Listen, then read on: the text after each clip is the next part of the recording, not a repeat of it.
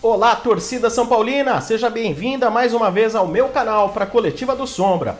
Hoje vamos repercutir a vitória São Paulina sobre o Atlético Paranaense por 1-0, jogo que você acompanhou pela Rádio Energia 97 FM. Ainda não se inscreveu no canal Energia 97? Vai lá! A narração é de torcedor para torcedor. Mas agora vamos ao jogo. No primeiro tempo, o São Paulo voltou a mostrar novamente um futebol burocrático. Muitos erros de passes pelo meio, pouca criatividade, lentidão. Daniel Alves era um dos poucos que mostrava lucidez, mas Gabriel Sara e Vitor Bueno nada acrescentaram ao time na primeira etapa.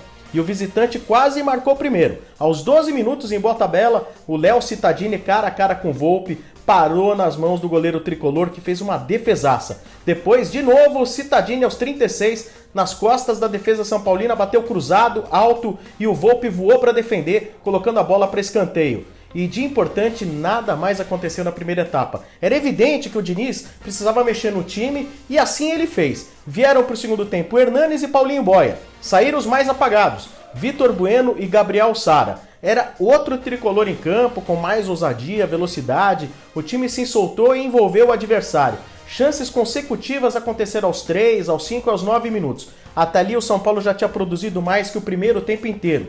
Todas jogadas construídas e nada fortuitas. E fortuitamente acabou acontecendo o gol da vitória. Aos 17 minutos, Daniel Alves cobrou escanteio, a zaga do Atlético desviou a bola, meio que espirrou o taco para trás e o Luciano só teve o trabalho de tocar de cabeça pro fundo do gol. Esse Luciano tá iluminado, hein? Depois disso, o tricolor continuou controlando o jogo com propriedade, não teve sustos, mas a torcida tricolor com aquele 1-0 magro, você sabe, né? Fica ansiosa pedindo o fim do jogo e aí acabou podendo comemorar mais uma vitória. O São Paulo sobe na tabela, vai aos 10 pontos, assumindo provisoriamente o terceiro lugar no torneio. Claro, é tudo muito cedo, mas para um time que oscila tanto e com tantas críticas justas ao treinador e aos jogadores, o terceiro lugar até parece mentira. Agora vem o clássico contra o Corica, hein? O Reinaldo não joga, tá suspenso. Caiu do céu para a torcida tricolor essa suspensão. Com isso, o Diniz vai ser obrigado a escalar o Léo na lateral e voltar com o Bruno Alves na defesa, né? Porque precisa de um Bruno Alves para marcar o jogo. Será que o Diniz manteria essa zaga? Domingo temos que ganhar. Vai, São Paulo!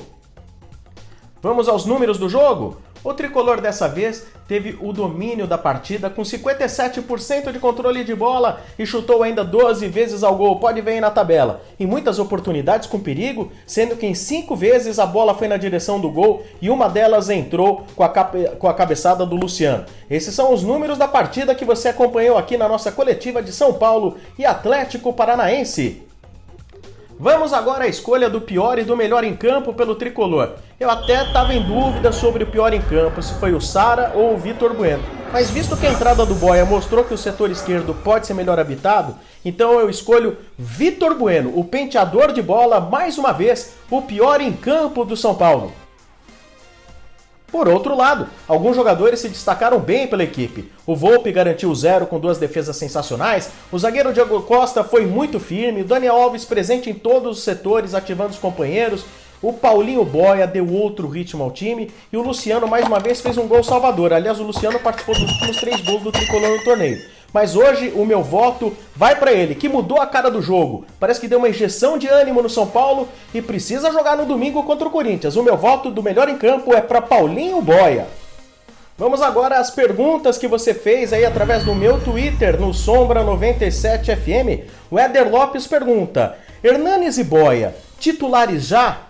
Cara, com certeza o Boia titular já. E o Hernanes mostrou no segundo tempo que pode sim jogar pelo São Paulo. Se ele tiver com o físico em dia, ele pode produzir mais naquele setor de campo, atrás do Pablo e atrás ali do Luciano, sendo fomentado pelo Daniel Alves. Mas tem que ter o Boia, porque o Boia, pela velocidade dele, ele sempre vai chamar a atenção da zaga, né? Então vão sempre 2 para a marcação dele, abrindo espaço para o Hernanes. O Hernanes vai ficar menos visado. Então, dentro dessa configuração com o Boia, eu entendo que o Hernanes tem sim lugar. E eu acho que Boia e Hernanes têm mais espaço no São Paulo do que o Gabriel Sara, Gabriel jovem ainda, que ainda pode render muito no São Paulo, e melhor do que Vitor Bueno, que nada vem produzindo. A outra pergunta é do Simeão Garcia, se eu gostei da zaga nessa partida contra o Atlético do Paraná.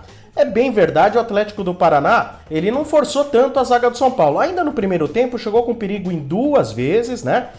Ambas através do Léo Cittadini, mas em outras oportunidades a zaga se saiu bem. Principalmente eu gostei muito do Diego Costa, firme, né? Embora não tenha sido um ataque do Atlético Paranaense muito incisivo, né? O Volpi, sim, fez 2 grandes defesas, mas isso se limitou aí a uma parte do primeiro tempo. O resto do jogo, praticamente o Atlético Paranaense não teve força ofensiva. Mas gostei. Mais um jogo que o time do São Paulo passa com o seu placar em branco, não toma gols, então a gente tem que dar os parabéns sim à defesa do tricolor, principalmente ao goleiro Volpi. E o Fernando Mendes, ele pergunta assim, ele fala, não é nem uma pergunta, ele fala, eu fiquei assustado com a sua análise do primeiro tempo.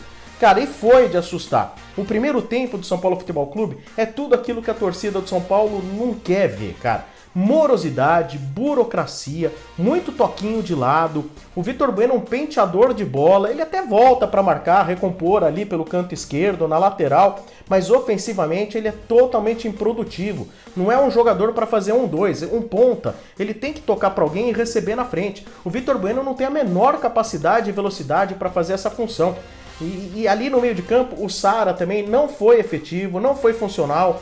O jogo pelo meio não funcionou, misturando o Daniel Alves, ou seja, esse trio, o Daniel Alves, o Sara, o Vitor Bueno, esse conjunto desses 3 aí, só o Daniel Alves destoa positivamente, né? O Sara e o Vitor Bueno não dá. E são jogadores de meio de campo, né? E são vitais para a criação de jogadas.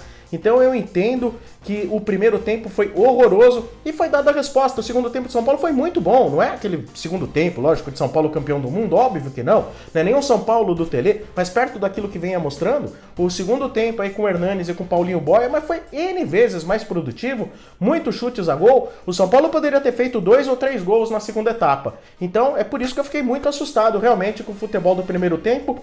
Não que eu não esperasse isso, né? Mas você fica toda vez que você vê um futebol tão ruim, você acaba ficando bem chateado. Essas foram as minhas respostas aí para você que perguntou através do Twitter, Sombra97FM. Muito obrigado, a gente volta após o jogo do Corinthians e São Paulo e Corinthians, com mais uma coletiva do Sombra aqui no canal Sombra Tricolor. Um abraço!